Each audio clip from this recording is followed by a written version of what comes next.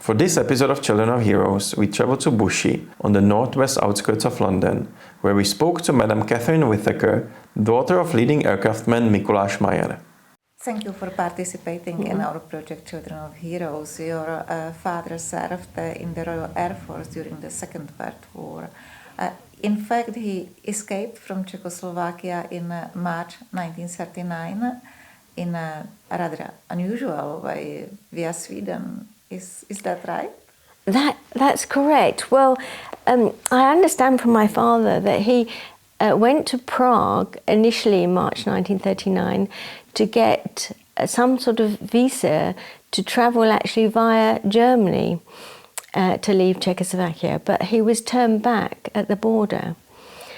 And then he joined up with some friends and they escaped through Poland, where they were for 3 months waiting to be transported out. And they were eventually, towards the end of July, given that permission, and they went up to what's now Gdansk, to the port of Gdynia, and they got what's called a Polish transport. But instead of coming straight to London, it went to Sweden first. And then they had to go by rail to Gothenburg and then get the ferry to London Tilbury, and he arrived on the 10th of August 1939. What's really interesting about these group of friends that they were together in a place called Margate in the Czech Refugee Trust Fund hostel there. And they formed a group of 12. And these friends remained friends right through the war and after the war. And this is actually Eugene Lerbel, who was prosecuted in the Slansky trials after the war. Where is your father? He is here. That's my father. This was the whole group of the refugees at the Margate hostel. And there's children in there as well as women.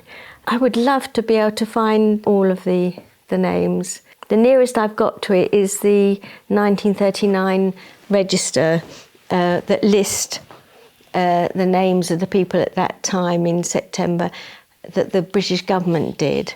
What exactly did he do after arriving in the UK? Well, first of all, they were sent to Margate in the hostel because at that point they weren't allowed to work, they weren't allowed to do anything. They were wholly supported by the Czech Refugee Trust Fund. Because they weren't allowed to work, but they were allowed to help out with the war effort. And one of the things they did was to fill sandbags. At some point after that, at Montrose House, they were digging a shelter, an air raid shelter. They were here not only for refuge, but to help out. When they were at the hostel in Margate, there was a football match. Margate Allied Services against the Czechoslovakian Legation FC football club. And it was a very interesting match because it was recorded in the local newspaper. It was titled Checked. CZECHED, because the refugees beat the Allied services. This was a charity match. It says here, the game, the proceeds of which were equally divided between the cigarette fund for troops serving overseas and the Margate Children's penny dinner and boot fund. And my father is at the bottom right, as you look at the picture. They highlight 3 of the Czech players, and one of them was my father. They write, individually, no member of the services team stood out above his fellows, but 3 members of the Czech team deserve commendation. The goalkeeper and one of the forwards. And finally, my father, they write, Mayer, the left half, was the smallest member of a small side, but what he lacked in inches, he certainly made up in impudence. Tefler, who towered above him like a modern Goliath, was bewildered by a number of occasions when the little Czech sailed in and took the ball from his opponent with all the cheek in the world. I thought that was just lovely. Once war had broken out, towards the end of 1939, that whole area of the south coast became a protected area, and they had to move out. And my father and some of them were sent to Kingston upon Thames to another hostel. And he was there till April 1940, when finally the government allowed Czech personnel, Czech nationals to work. And that's how I think he met my mother, who had come to Great Britain in 1935, trained as a state registered nurse at St Mary's Hospital, London.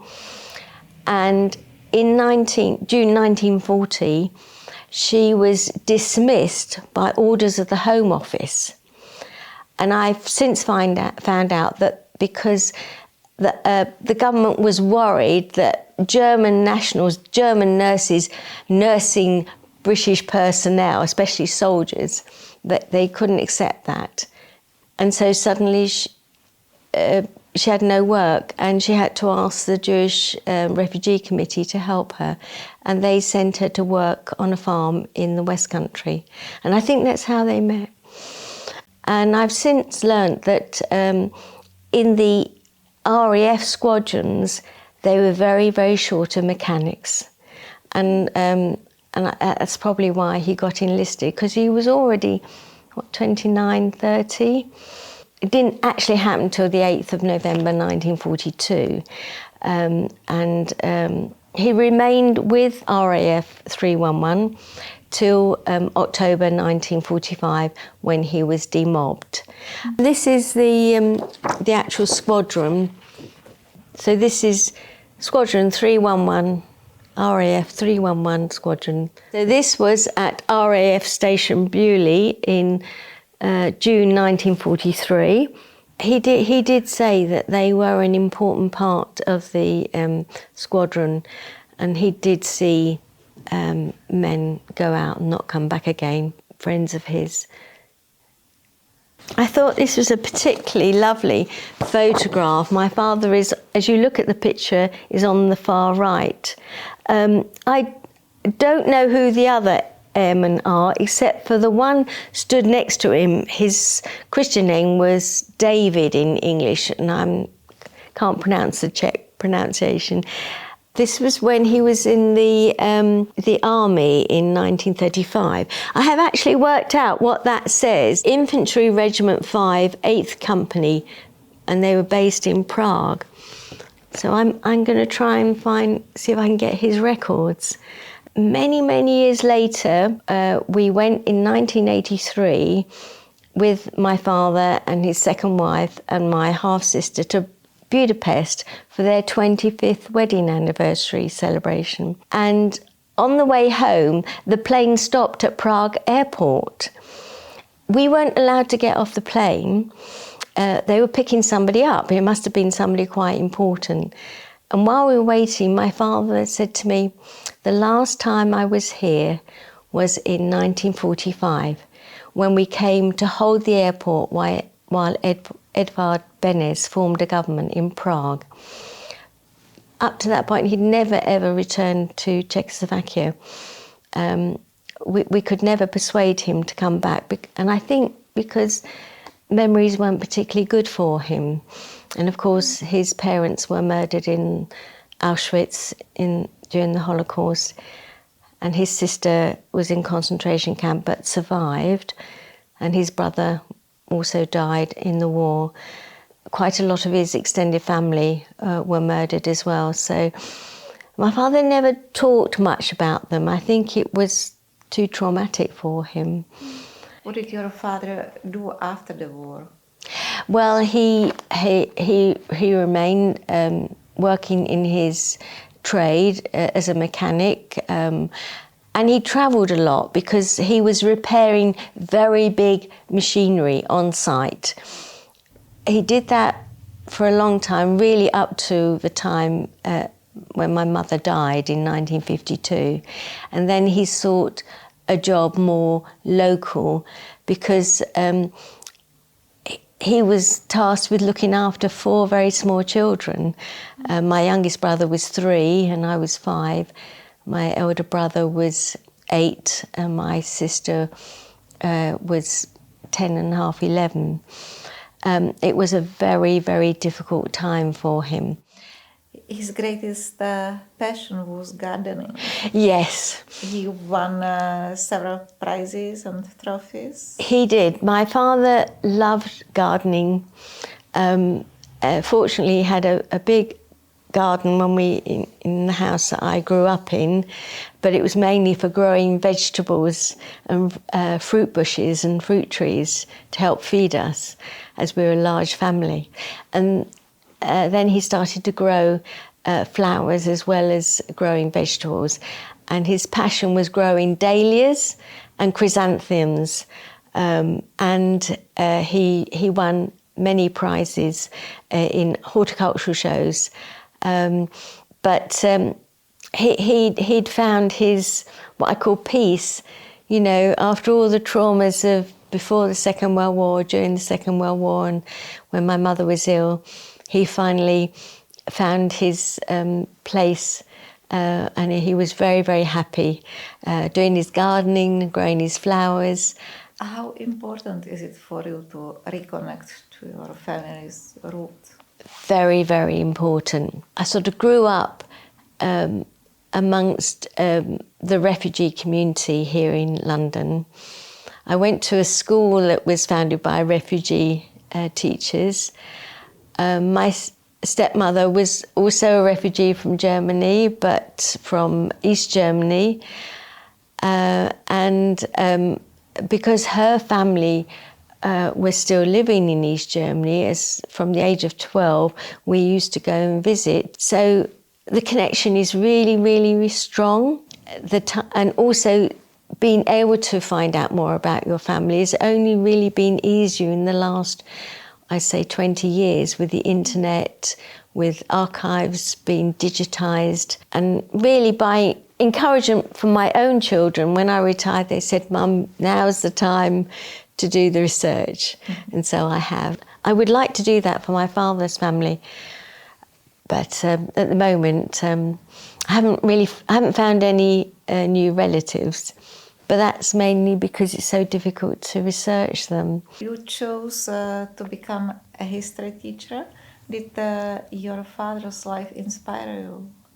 Oh, most definitely. I was always interested in history and at school. But when I left school, I didn't go to university then. It was only after my youngest son went to school that I found the opportunity to study as a part-time student. So it took me 6 years to complete my degree course, and my honours dissertation I wrote on Stokely-Rough. And then, because I was involved with the Stokely-Rough ex-students committee, and we wrote the booklet. And we did have a very big reunion in 2004 in Haslemere, based at the Haslemere Museum, where we put on an exhibition about the school, which was for 6 weeks. But since then, not so much activity, because a lot of the former students have passed away.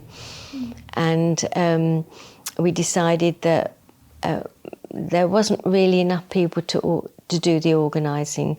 So we just correspond, basically, those who are left. You are now a trustee in this beautiful place where we are filming today. Yes. Could you tell us more about it? Reveley Lodge, I always knew about Reveley Lodge because my husband and I are members of the Friends of the Bushy Museum. And while the owner, Isla Churt, was alive, she became the first president of the Friends of the Bushy Museum.